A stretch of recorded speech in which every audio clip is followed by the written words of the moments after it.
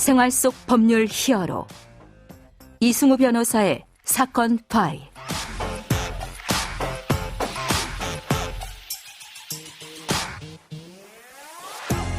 안녕하세요. 이승우입니다. 각종 사건 사고에서 여러분을 구해드리겠습니다. 오늘 열어볼 사건 파일 뉴스컷으로 만나보시죠.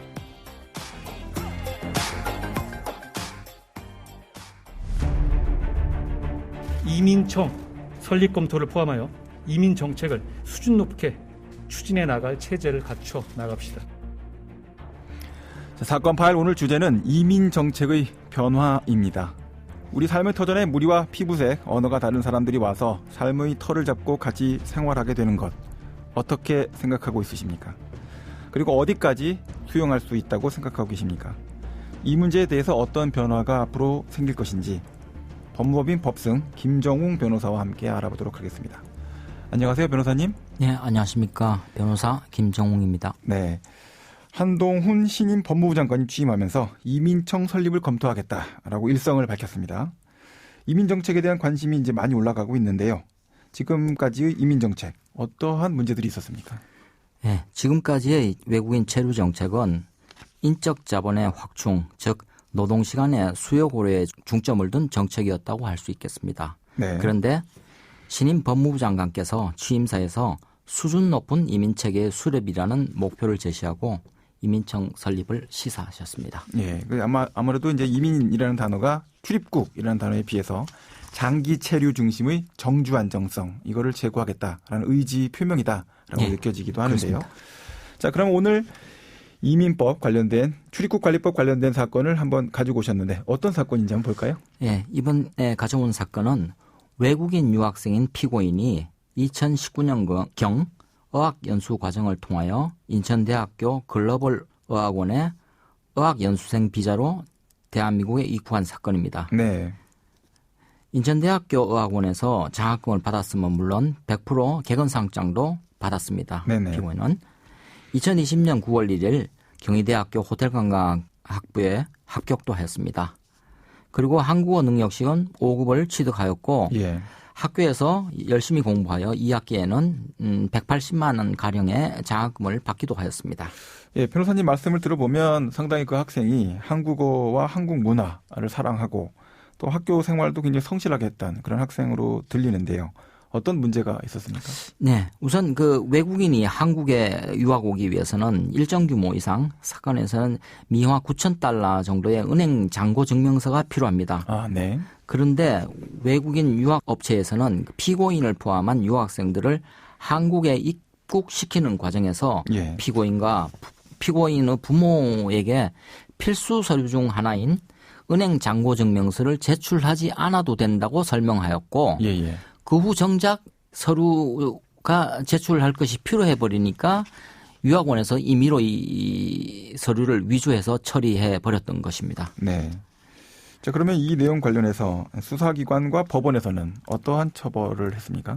네, 수사기관과 법원에서는 피고인의 학교 다니는 과정에서 어떤 성실도라든가 피고인이 이 범행과 직접 관련성이 그렇게 낮다는 점을 고려해서 벌금 200만 원의 약식명령으로 사건을 처리했습니다. 해당되는 사건과 유사한 이런 어려움에 처하게 되는 유학생이 있을 수 있을 것 같습니다. 그럴 경우에 이 유학생은 어떤 식으로 이 사안을 대응해 나가면 좋을까요? 네.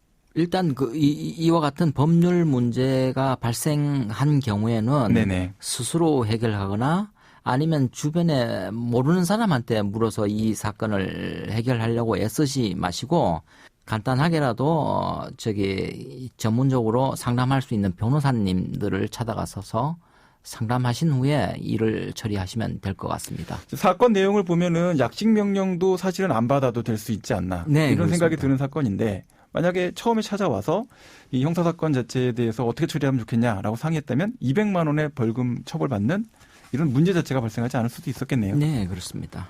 200만 원 벌금 자체가 발생하지 않았다면 사범심사 대상이 됩니까? 벌금을 받지 않았다고 그러면 사범심사 대상 자체가 되질 않습니다. 그러면 애당초 처음부터 차단할 수 있는 길이 있었다. 네, 이렇게 그렇습니다. 보시는 거군요. 네.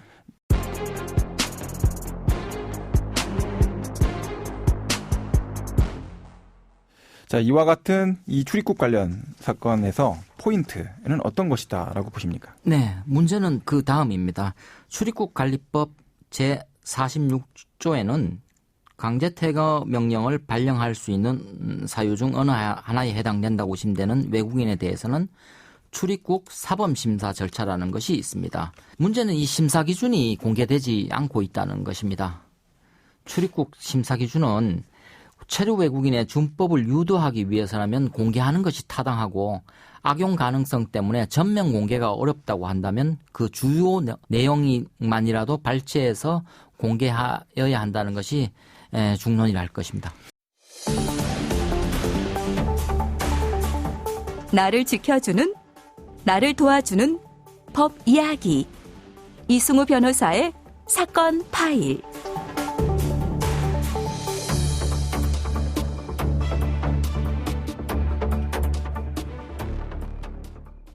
어린아이를 상대로 했을 때도 이런 거 하면 안 돼라고 해서 알려주고 그다음에 잘못을 하면 처벌을 하는 이런 구조로 진행이 되게 되는데 출입국 관련된 이런 사범심사 기준이라고 한다면 아무래도 공개가 돼서 해당되는 내용을 합법적으로 준수할 수 있게끔 유도하는 것이 먼저다라고 보이긴 하는데요. 변호사님 어떻게 생각하십니까? 네, 그렇습니다. 그 규범의 고지가 있고 난 뒤에 규범의 준수를 요구할 수 있는 것은 당연한 상식이라고 생각됩니다.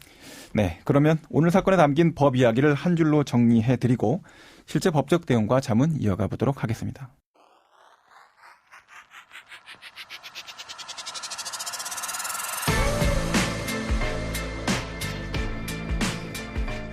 이럴 땐 법대로. 자, 우리는 개방된 국제 질서 속에서 고속 성장을 할 수 있었죠. 과거 우리는 선진국들 중 일부의 폐쇄적인 외국 정책에 대해서 피해자로서 슬퍼하기도 했고 또 아무런 이유도 모른 채 그들이 사회로부터 배제될 때 남의 일이지만 분노를 같이 할 수 있었습니다. 자, 이제 우리를 보고 찾아오는 외국인들에게 우리가 과거에 느꼈던 슬픔과 분노 대신에 절차적 안정성, 합리성, 예측 가능성을 보여주는 것. 그것이 전 세계의 10손가락 안에 드는 경제 대국, 문화 대국, 대한민국의 출입국 정책, 이민 정책이 되어야 할 것이다 라고 생각을 합니다. 자, 오늘 이민 정책과 관련된 이야기 나눠보고 있는데요. 앞으로 이민청이 설립된다면 어떤 식의 변화가 이루어지게 될 것 같습니까? 네. 출입국 행정이 이민청으로 격상되는 것은 바로 비공개하고 있는 다양한 출입국 심사 기준을 객관하고 이를 판단할 독립적 판단 조직 또는 기구를 만든다는 의미입니다. 네. 이외에도 이민 유도 정책을 보다 적극적으로 집행할 것으로 예상되고 있습니다. 생활 속 법률 히어로 이승우 변호사의 사건 파일.